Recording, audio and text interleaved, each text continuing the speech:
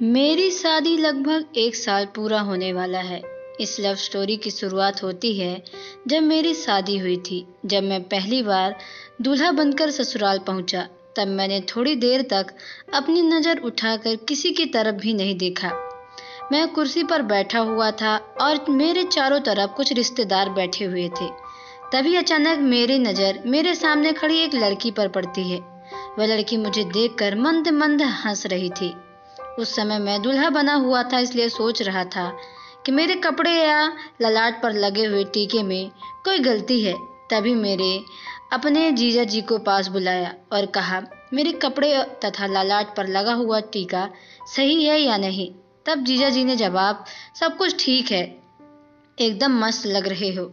इतने में वो लड़की मुझसे कहती है, अगर मैं आपसे शादी कर लूंगी तो मेरी बड़ी बहन से शादी कौन करेगा।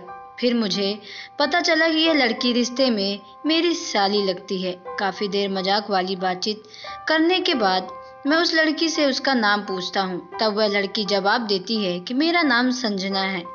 थोड़ी देर बाद शादी की रस्में शुरू हो जाती हैं। शादी के बाद मेरी और संजना की काफ़ी जान पहचान हो जाती है। रिश्ते में साली लगने की वजह से वह मेरा मोबाइल नंबर ले लेती है। शादी की सारी रस्में पूरी होने के बाद अगले दिन मैं अपनी पत्नी को लेकर अपने घर पहुंचा। पत्नी के साथ रोमांस करने का लगभग 3 दिन बाद अपनी पत्नी को घर वालों से मिलाने की रस्में पूरी करने के लिए ससुराल ले जाता हूँ। मैं वहां जाकर चुपचाप कमरे के अंदर बैठा हुआ था। तभी संजना मेरे पास आकर बैठ जाती है। संजना मुझसे बातें करने लग जाती है। थोड़ी देर बाद बातचीत करने के बाद वह मुझसे मजाक के दौरान अपनी बहन के बारे में पूछने लगती है। आपको बता दूं कि संजना मेरी पत्नी को छोटी बहन है, जो रिश्ते में मेरी साली लगती है।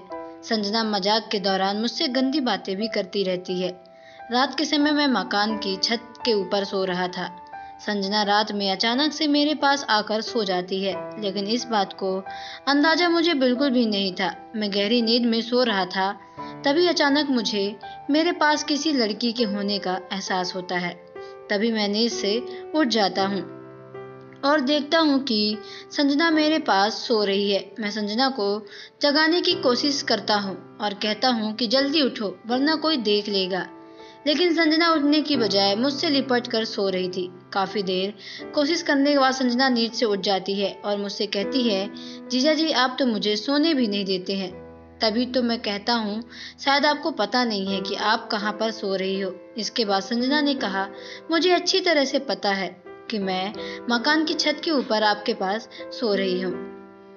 तभी मैंने कहा, आप चुपचाप नीचे जाकर सो जाओ और मुझे सोने दो। तभी संजना कहती है, मुझे मकान की छत वाले गेट को लॉक कर दिया है। अब कोई भी व्यक्ति मेरे इजाजत के बिना ऊपर नहीं आ सकता है। इतना सुनने के बाद मुझे भी थोड़ा आराम महसूस हुआ। मैंने सोचा कोई व्यक्ति छत के ऊपर आने से पहले गेट का लॉक खोलना चाहेगा, लेकिन उसकी चाबी संजना के पास है। इसके बाद क्या था, मैं भी पूरी तरह से निडर हो गया।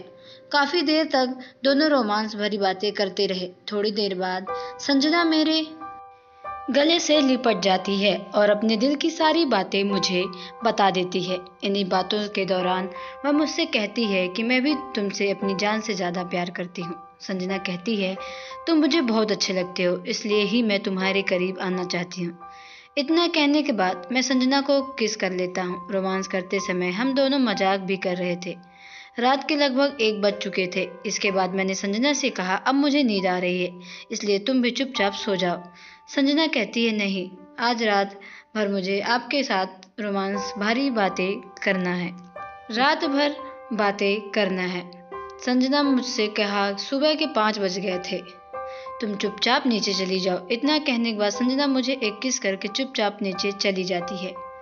अगले दिन मैं अपनी पत्नी को साथ लेकर अपने घर चला जाता हूँ।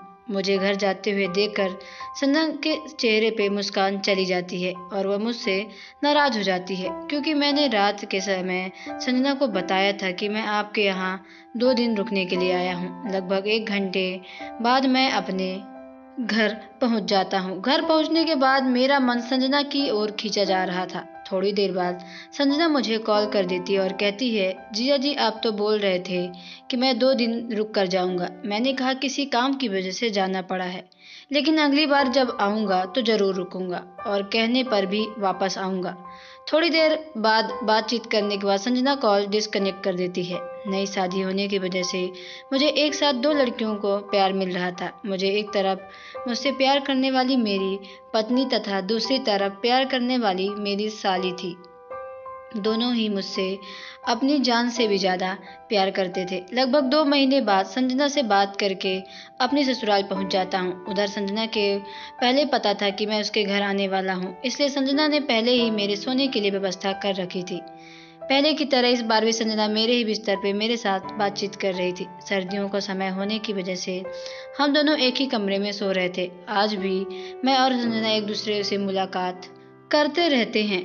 साली होने की वजह से मुझे भी उसके बिना रहा नहीं जाता और उससे मिलने के लिए किसी भी बहाने उसके घर पहुंच जाता हूं। आज भी हम दोनों हर महीने 2 मुलाकात जरूर करते हैं।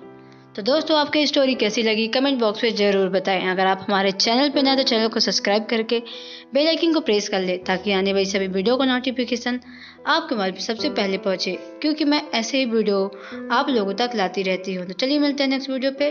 Okay bye, take care. तब तक के लिए अच्छे से रहो, खुश रहो, धन्यवाद।